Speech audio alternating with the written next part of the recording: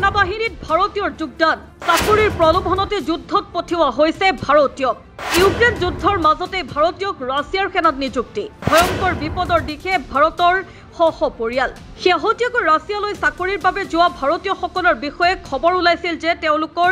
কিছুমানে ৰাছিয়াৰ সেনাবাহিনীত যোগদান কৰিছে ইফালে ৰাছিয়াৰ সেনাবাহিনীত নিযুক্তি পোৱা ভাৰতীয়ক লৈ সংবাদ মাধ্যমৰ প্ৰশ্নৰ উত্তৰ দিওঁতে বৈদেশিক মন্ত্ৰালয়ৰ মুখপাত্ৰ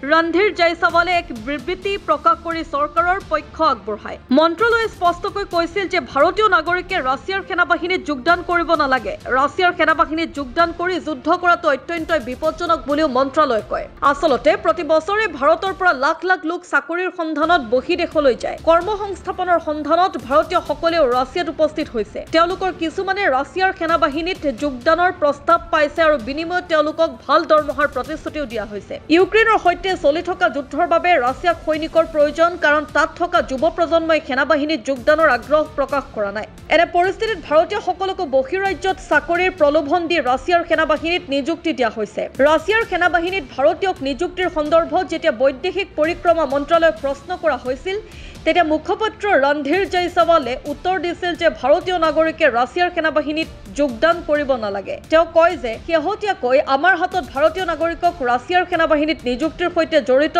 প্ৰতিবেদন পোৱা গৈছে চৰকাৰে বিগত এবছৰত কেইবাবাৰো এনে কামৰ লগত জড়িত বিপদ আৰু বিপদৰ ওপৰত আলোকপাত কৰাৰ লগতে ভাৰতীয় নাগৰিককো সকীয়াই দিছে বৈদেশিক পৰিক্ৰমা মন্ত্ৰালয়ৰ মুখপাত্ৰই আৰু লগতে কয় যে আমি দিল্লী আৰু মস্কো উভয়তে এই বিষয়ত ৰাছিয়াৰ কৰ্তৃপক্ষৰ সৈতে কথা পাতিছো আৰু তেওঁলোকক এই প্ৰথা বন্ধ কৰি আমাৰ নাগৰিকসকলক মুকলি কৰি দিবলৈও অনুৰোধ জনাইছো ক্ষতিগ্ৰস্ত ভাৰতীয় নাগৰিকৰ পৰিয়ালৰ সৈতে আমি যোগাযোগত আছো ইয়াৰ লগতে ভাৰতীয়সকলক বহিৰাজ্যত চাকৰিৰ প্ৰস্তাৱ লোৱাৰ বিৰুদ্ধে সকীয়াই দি তেওঁ কয় যে আমি পুনৰবাৰ সকলো ভাৰতীয় নাগৰিকক আহ্বান জনাইছো যে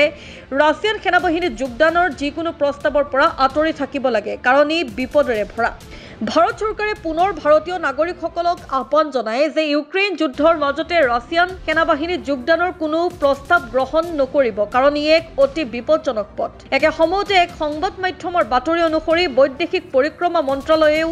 চলিত বৰ্ষৰ আৰম্ভণিতে কৈছিল যে চৰকাৰৰ ঐক্যবদ্ধ প্ৰচেষ্টাৰ বাবে ইতিমধ্যে ৰাছিয়াৰ সেনাবাহিনীত কৰ্মৰত ভাৰতীয় অধিকাংশকে চাকৰিৰ পৰা বৰখাস্ত কৰা হৈছে ইয়াৰ উপৰিও সংশ্লিষ্ট ৰাছিয়া কৰ্তৃপক্ষক তেওঁলোকৰ সেনাবাহিনীত